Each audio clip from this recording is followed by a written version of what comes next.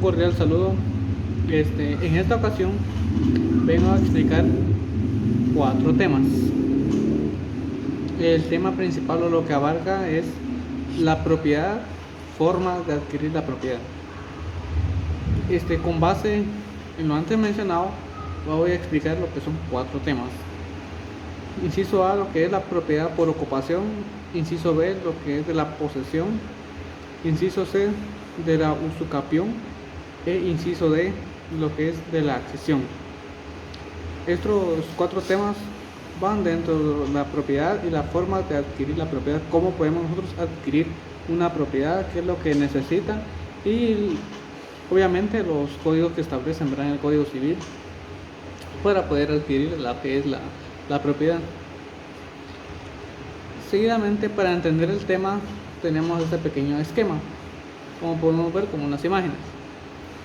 Bien, para entender los temas que mencioné, primero tenemos que saber lo que son cosas, que después vienen lo que son bienes, la propiedad, viene la derivada, lo cual trata de gozar y disponer. Eso quiere decir que cuando alguien posee algo, ¿verdad?, puede disponer de ello. Por ejemplo, si yo tengo una bicicleta, puedo disponerla si me voy a la tienda a comprar algo, o bien la puedo prestar. Y un título legítimo, eso quiere decir que es de su propiedad, que está inscrito, que tiene un aval, que tiene algo que respalda de que esa cosa es suya, esa propiedad es nuestra, ¿verdad? Asimismo, la propiedad también se va a lo que es la originaria, y también de eso mismo, de la propiedad, se derivan lo que son 3 temas, lo que es la copropiedad en medianería y propiedad horizontal. Cuando hablamos de copropiedad se entiende, ¿verdad?, que se habla cuando dos personas son dueños de una cosa o de una propiedad en este caso. Y propiedad horizontal, pues se entiende de que es algo, por ejemplo, se nos viene a la mente lo que es un edificio, como podemos ver en una imagen. Luego tenemos lo de la originaria. Aparte de la originaria, tenemos lo que es la ocupación, posesión, usucapión y accesión. Estos otros temas son los que voy a explicar seguidamente. Bien, para entender el tema por completo, nos vamos a este pequeño ejemplo de la propiedad. Aquí podemos ver lo que es vida, libertad y propiedad. Si nos dieran a elegir cuál de estos tres, estos de los otros términos elegir, o sea, si nosotros nos dan a elegir qué podemos pedir o bien adquirir, lo que es la vida, la libertad y la propiedad, muchas personas piensan que la vida, otros que la libertad, y algunas personas van a pensar lo que es la propiedad, ¿verdad? Porque entendemos de que si la vida es lo más importante que tenemos, y la libertad, pues sin libertad no podemos hacer nada. Y muchos creen que la propiedad, pues no, que la propiedad se puede adquirir con la vida y la libertad. Sin embargo, en una historia de hace muchos tiempos, salió a la luz, bien se menciona todavía de una pequeña anécdota, ¿verdad?, de que alguien escogió la propiedad y todos se sorprendieron, porque hoy en día todavía, si nos hacen esta pregunta, o si les hacen esa pregunta, obviamente muchas personas van a responder la vida, otros la libertad.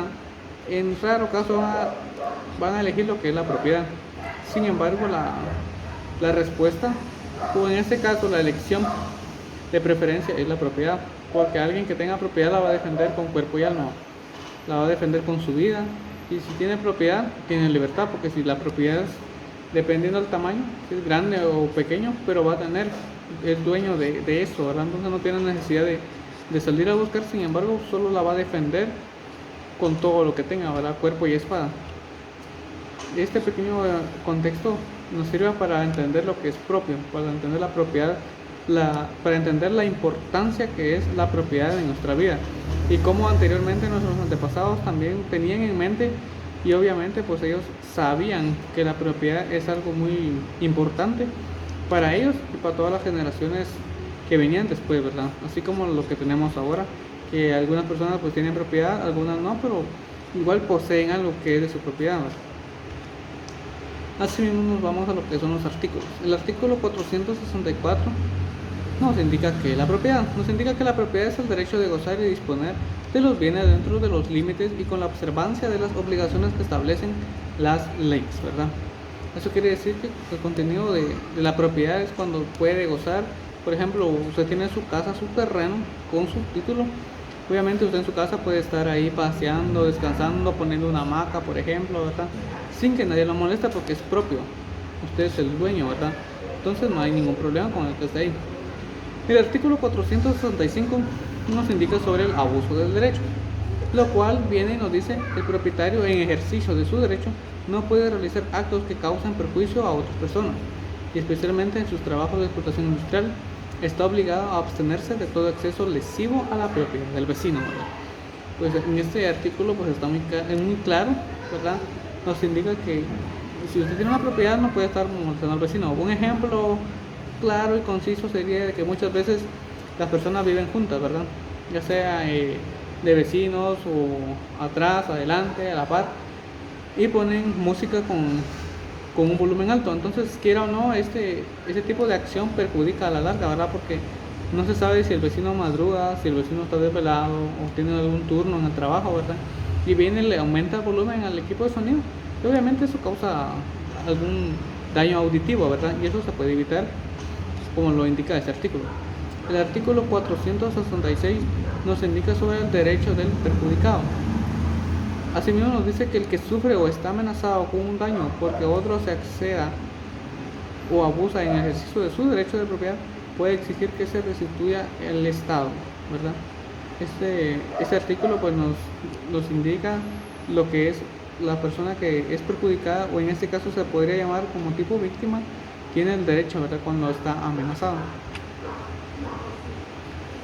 Asimismo nos vamos a lo que es el artículo 467. Que nos indica sobre la expropiación forzosa, ¿verdad? Nos indica que propiedad puede ser expropiada por razones de utilidad colectiva, beneficio social, interés público, previa indemnización determinada de conformidad con la ley de la materia, ¿verdad? El artículo 469 nos indica sobre la reivindicación. La reivindicación es cuando el propietario de una cosa tiene el derecho de reivindicarla de cualquier poseedor o detentador, ¿no? Ahora bien, el siguiente artículo que viene es muy importante, ¿verdad? Ya que eso lo hemos visto seguidamente muchos de nosotros. Lo que es el artículo 471 nos indica fruto de los bienes.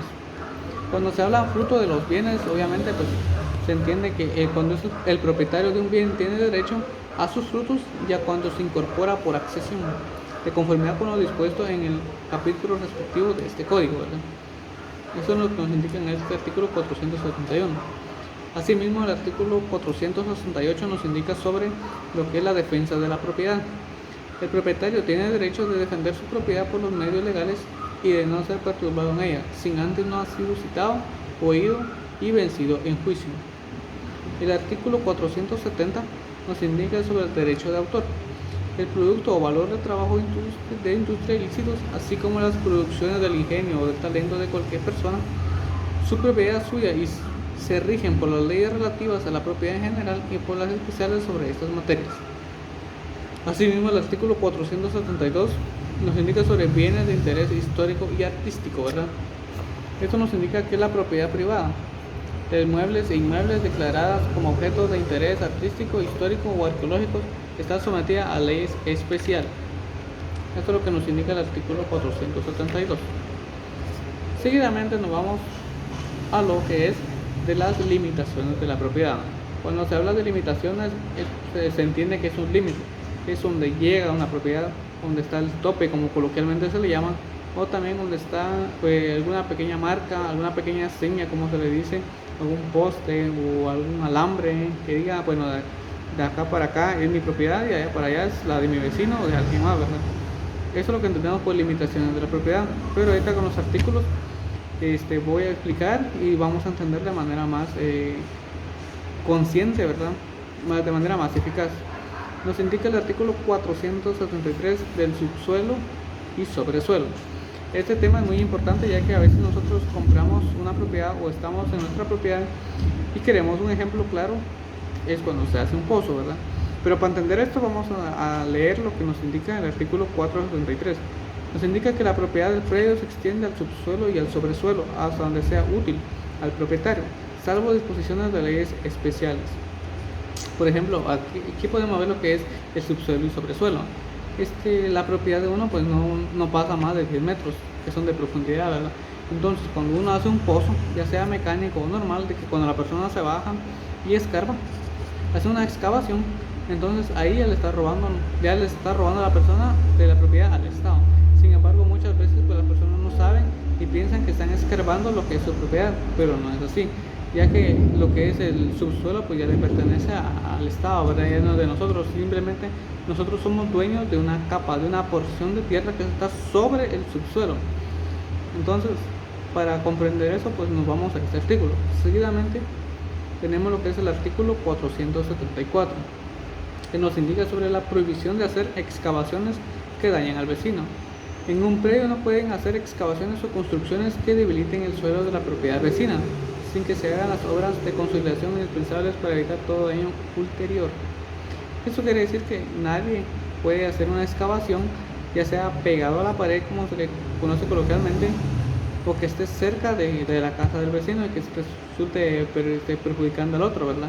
Un ejemplo es de que cuando a veces las fosas de baño del inodoro, las fosas ciegas que se le llaman acá en Guatemala, pues las personas a veces excavan, hacen la excavación y pues rompen una parte de la tubería o rompen un pedazo de pared de la otra persona, de la otra propiedad, ¿verdad? Entonces lo que lo regula este artículo es que está prohibido, ya que al hacer una excavación de esta pues genera ya sea un conflicto o puede incluso generar peligro para la otra casa, ¿verdad? Ya que si en este caso la pared es la que se resulta perjudicada, pues puede causar debilidad del concreto, ¿verdad? Y por ende con la lluvia pues pueden caer, ¿verdad? Y ya provocar accidentes fatales muchas veces.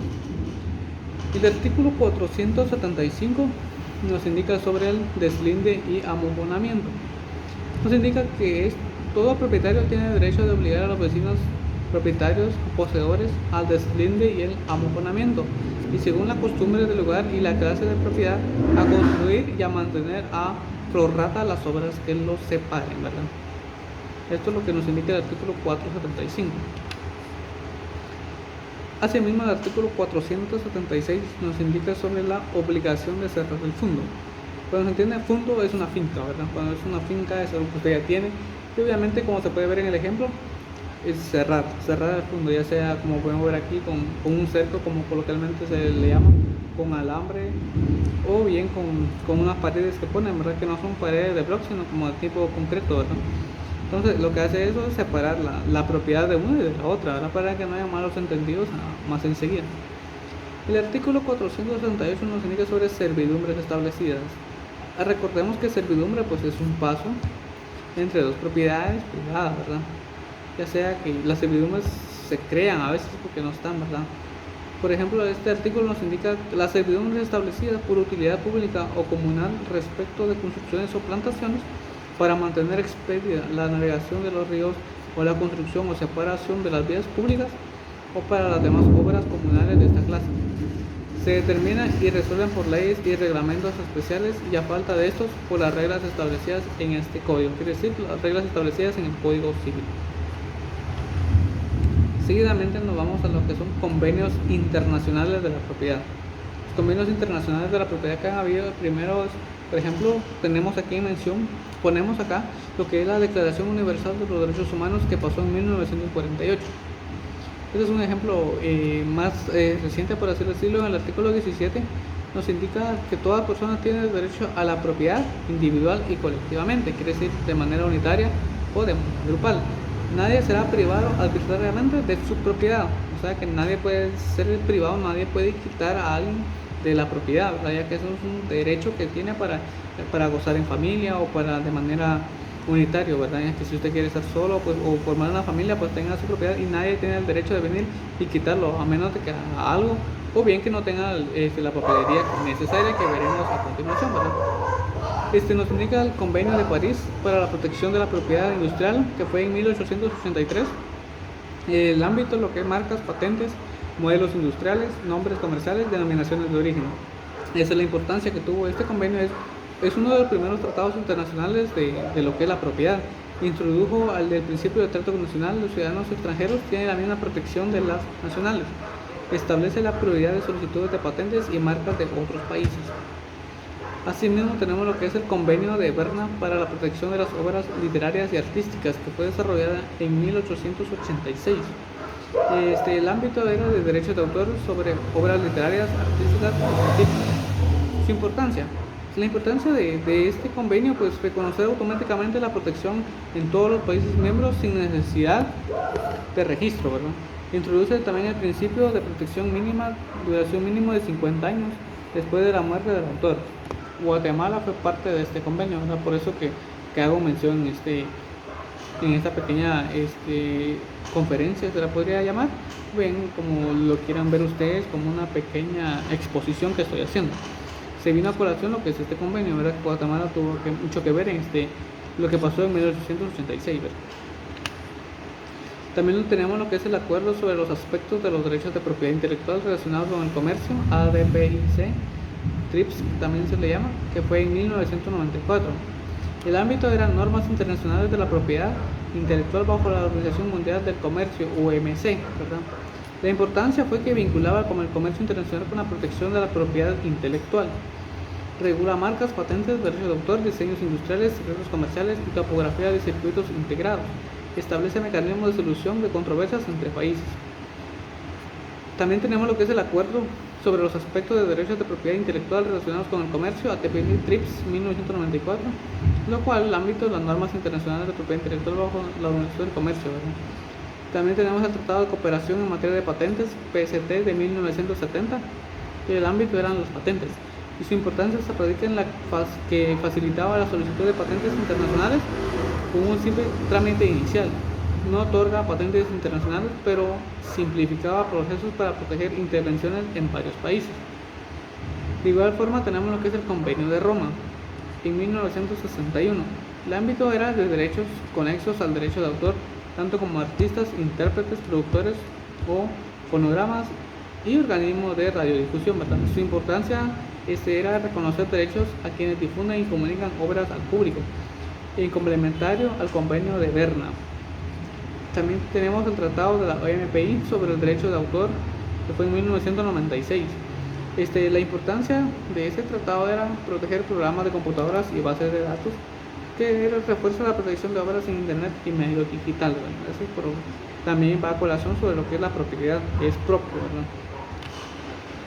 Seguidamente tenemos otro tratado que es el tratado de la OMPI sobre la interpretación o ejecución de fonogramas en 1996, ¿verdad? El ámbito era intérpretes, ejecutantes y productores de fonogramas.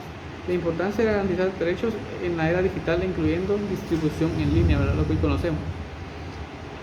Y para finalizar lo que son los convenios, tenemos a Guatemala y los convenios internacionales, ¿verdad? Guatemala es parte de varios de esos tratados a través de la Organización Mundial de la Propiedad Intelectual, OMPI, y la Organización Mundial del Comercio, OMC, ¿verdad? Que reconoce derechos de autor y la propiedad industrial mediante su constitución política del Código Civil, la Ley de Derechos de Autor y Derechos Conexos, que es el decreto 33-98, y la Ley de Propiedad Industrial, decretos 97-2000. Lo que es el impacto al país que tuvo todos estos tratados es la adhesión a esos convenios tiene un impacto significativo en Guatemala, pues no solo protege los derechos de los nacionales en el extranjero, sino que también promueve la innovación y creación, así como la seguridad jurídica en la protección de la propiedad intelectual en un acto clave para la inversión de las empresas extranjeras. También facilita el comercio internacional y por último moderniza la legislación interna, ¿verdad? Así como la ratificación de estos convenios, ¿verdad? Seguidamente tenemos las leyes aplicables a la propiedad en Guatemala. Las leyes especiales aplicables a la propiedad, pues, por ejemplo, está la Constitución Política de Guatemala, en el artículo 39 al 41. Tenemos lo que es la ley de titulación supletoria, decreto 49-79 del Congreso de la República. Tenemos la ley de registro de la propiedad, decreto 41-2006. Así también tenemos la ley de catastro nacional, decreto 41-2005. La ley de propiedad horizontal, decreto 60-70. Ley de áreas protegidas, que está en el decreto 489. La ley de extinción de dominio, decreto 55-2010. Asimismo, la ley del organismo judicial, decreto 2-89. También tenemos lo que es la ley de reforma agraria, decreto 900 de 1952, aunque está derogado parcialmente. Su aplicación histórica marcó la distribución de tierras. Hoy en día se pone el fondo de tierras Frontierra, decreto 2490-99. Algunas obras vinculadas también está la ley de la propiedad industrial, decreto 57-2000, que regula las marcas de agua, patentes y signos distintivos. También la ley de derechos de autor y derechos de conexo, decreto 33-98. Y el Código Municipal, decreto 12-2002, ¿verdad? Que tiene la facultad de las municipalidades de regular el uso de sus suelos y la propiedad comunal, ¿verdad? Asimismo, nos vamos a lo que es de la copropiedad. De la copropiedad nos podemos ir a lo que es el artículo 485. El artículo 485 nos indica sobre cuando hay propiedad. Cuando hay propiedad, cuando un bien o un derecho pertenece pro indiviso a varias personas, a falta de contrato o disposición especial, se referirá a la copropiedad por la disposición del presente capítulo. Perdón. Bueno, el artículo 487 nos indica uso de la cosa común. Nos indica que cada partícipe podrá servirse de las cosas comunes, siempre que disponga de ellas conforme a su destino y de manera que no perjudique el interés de la comunidad ni impida a los copropietarios usarlas según su derecho. El artículo 486 nos habla sobre las cuotas de partícipes. Las cuotas de los partícipes se presumen iguales. El concurso de los comuneros, tanto en los beneficios como en las cargas de la comunidad, será proporcional a sus respectivas cuotas, ¿verdad? El artículo 490 nos indica sobre lo que es la administración. Seguidamente tenemos lo que es el artículo 498.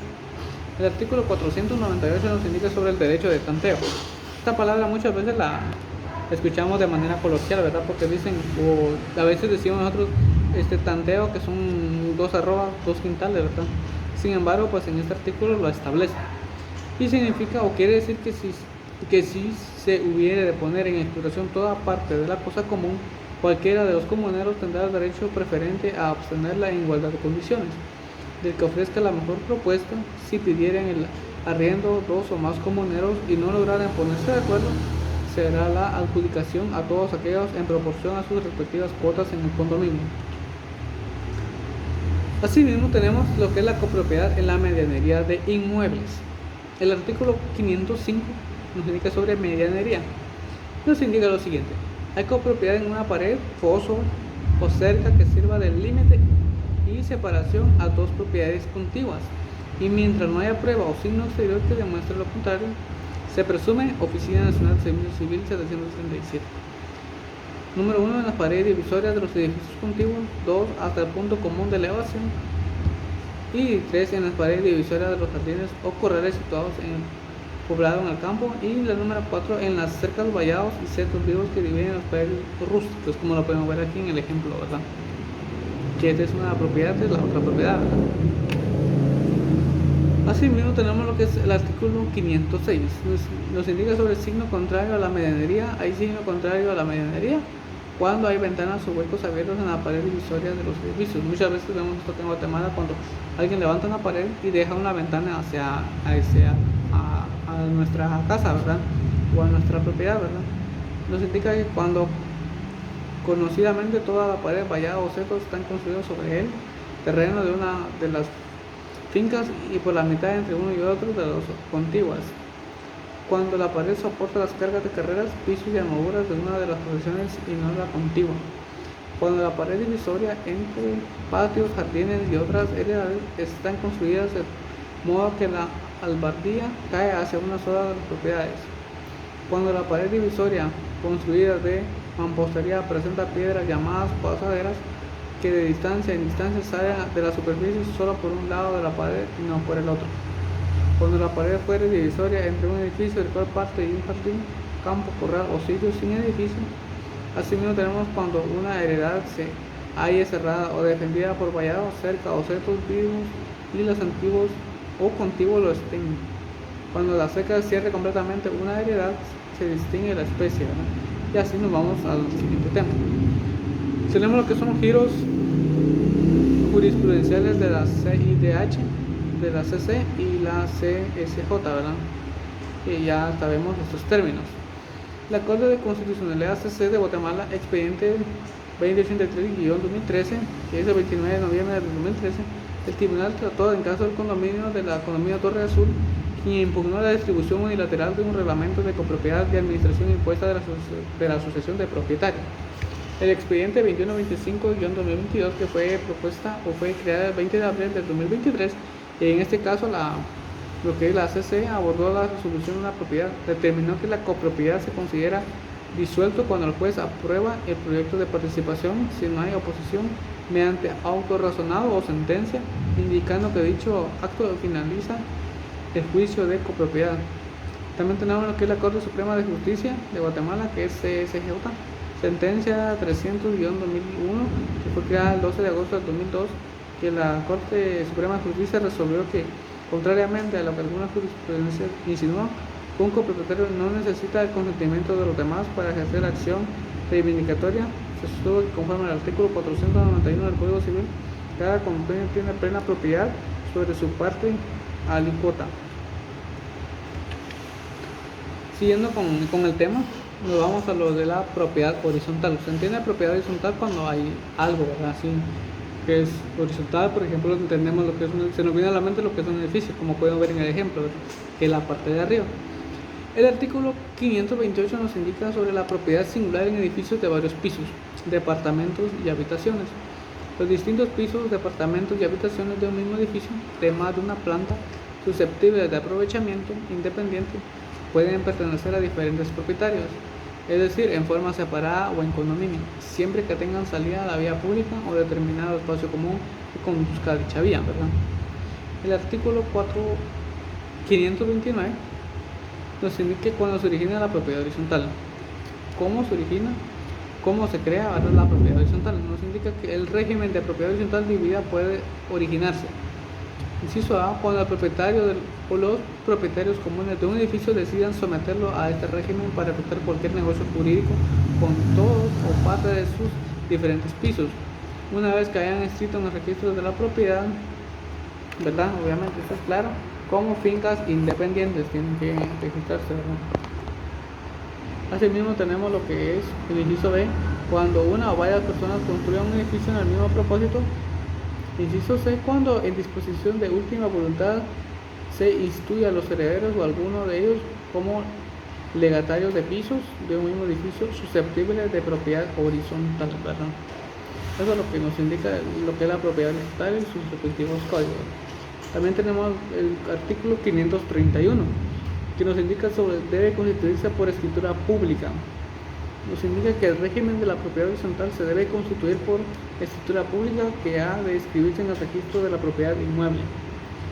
Como número 1, la declaración, la 2, la situación, la 3, la descripción, 4, el valor del inmueble, 5, podemos poner la descripción, y el 6, pues cualquier otro dato que nos pudiera conveniente a los otorgantes, pero es de suma importancia saber y entender que debe constituirse por escritura pública.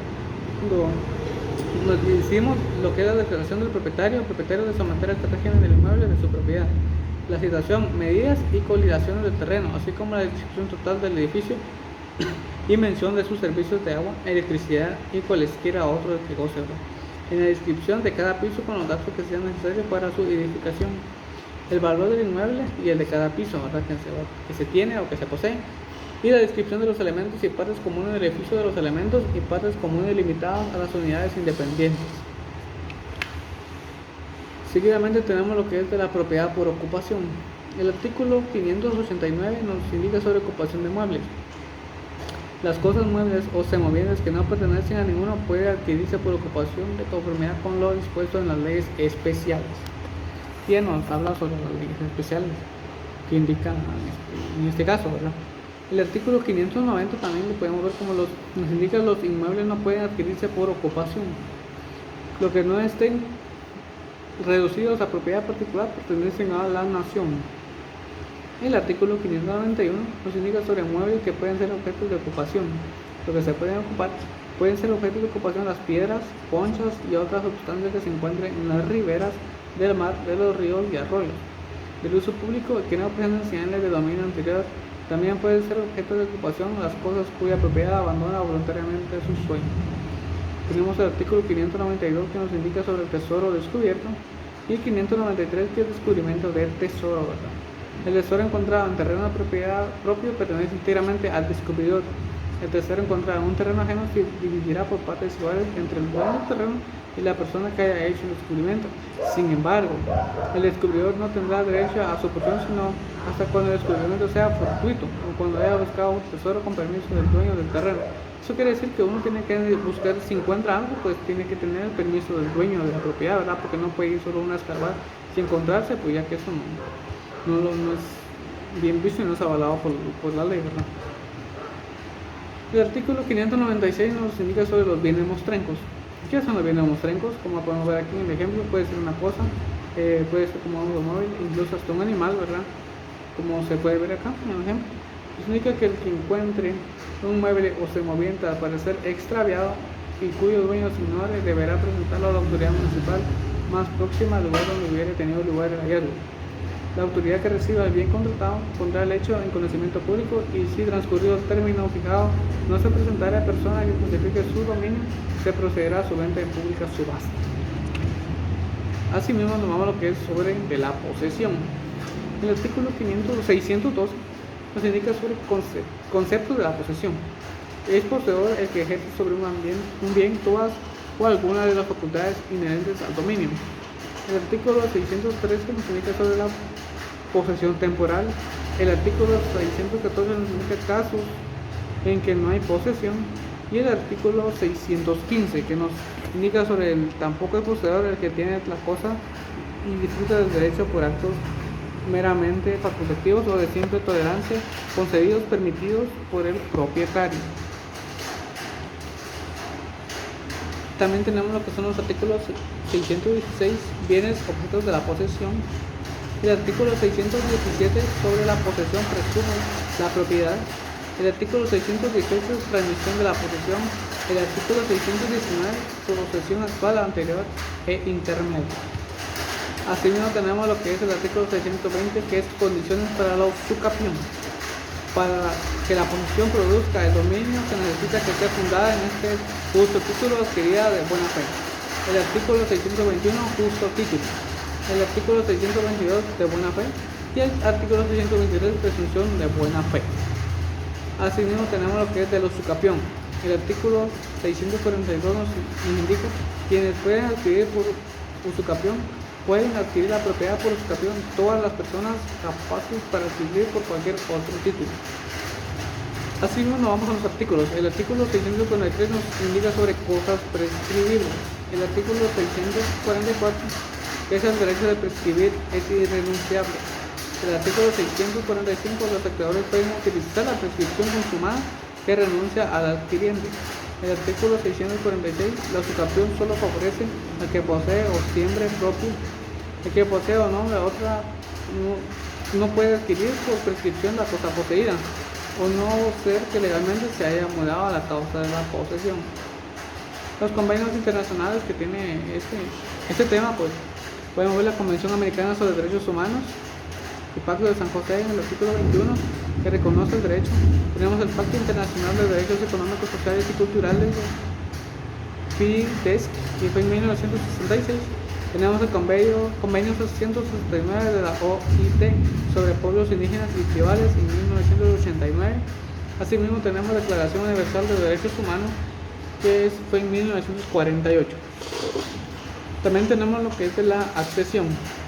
Nos indica el artículo 655, frutos naturales y civiles. Los frutos naturales y civiles pertenecen al propietario de la cosa que los produce.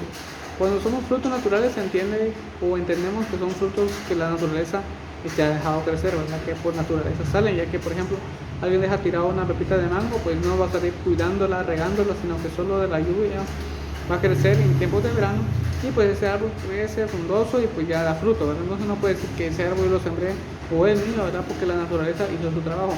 Ahora los frutos civiles son cuando los siembra, por ejemplo, tener un vivero, es que las personas agarraron semillas, o en este caso plantas, las sembraron y pues se está cosechando después, pero fue plantada por mano humana. El artículo 656 nos indica sobre los frutos naturales de las producciones espontáneas de las tierras, las crías de los animales y demás productos que se obtengan con o sin la industria del hombre. El artículo 657 no se presentúan frutos naturales sino los que están manifiestos, producidos o nacidos. Asimismo tenemos el artículo 673 que nos indica sobre el cauce de los ríos. el artículo 676 que nos indica sobre la abulsión y el artículo 669 lo que es el aluvión. Causa del río, como podemos ver aquí en el ejemplo, que estén abandonados por varios. Naturalmente el curso de las aguas pertenecen a los dueños de los predios. La abulsión, como podemos ver en el ejemplo, es cuando la corriente de un arroyo corriente río se genera de una ribera proporción demasiado corriente. Y el aluvión, pues, como lo podemos ver aquí, pertenece a los dueños de los terrenos, confinantes con los arroyos, corrientes, ríos y lagos, y el acrecimiento se reciben paulatinamente, ¿verdad?